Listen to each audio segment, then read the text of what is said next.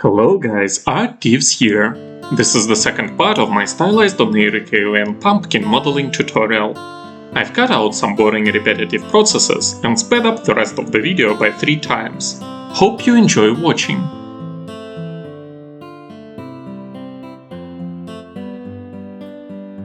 I start to unwrap the pumpkin by creating UV seams that shall be placed to positions of imaginary hard edges.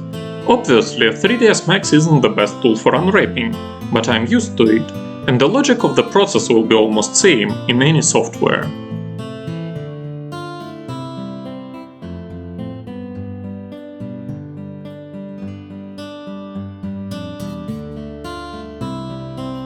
Make sure to memorize positions of vertical seams to cover them up on texturing phase.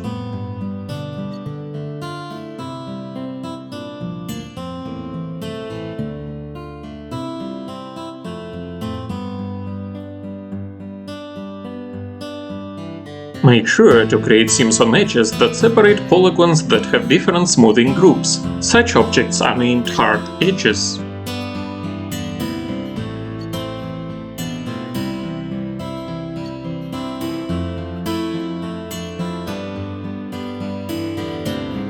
I've noticed some topology anomalies on the stem and fixed them.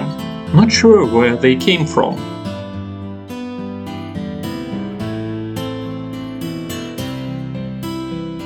Mind that I place seams on visible sides intentionally, because I'm going to conceal them on texturing phase. In different situation, I'd place them on rear sides of the model's elements.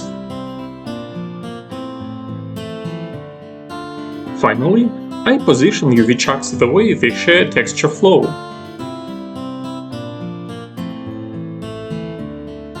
The first iteration of texture packing looks somewhat like this. On this stage, I want to increase the scale of UV chucks that represent fangs, the flower itself and its tendrils.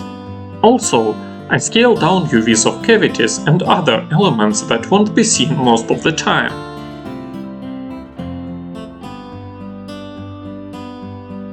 I give my UVs a padding of 8 to prevent any possible texture leaks, and manually fill up some gaps on the final map.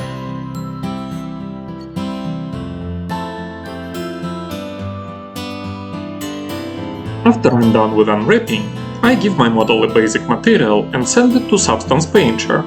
I set my subsampling to 4x4, get the maximum amount of rays, and bake my model with a resolution of 2K.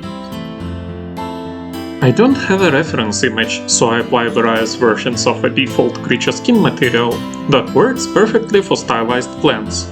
Also, I play with various color schemes for some time. Be careful with aggressive bright colors. They can become the key element of your creation, but they can also ruin it if used wrong. Dull colors allow you to play with light settings, plus they tolerate the abuse of various filters. I give my pumpkin darker cavities by using Mask Editor, and also give the pumpkin and its stem some separate ground dirt filters. Playing around with the settings of a pre-made Dirt Leaks filter can also yield great results for organic objects. I create a paint layer, set its blending mode to pass through, and cover seams with Stamp tool, altering its flow sometimes. I add Dirt Ground filter to my layer and play with Mask Editor again, this time by highlighting curvatures. Make sure to change settings of your environment now and then to see how your model behaves in different scenes. Thanks for watching, guys. If you like the content I make, feel free to subscribe to my channel for more stylized videos. And most importantly, have a great day!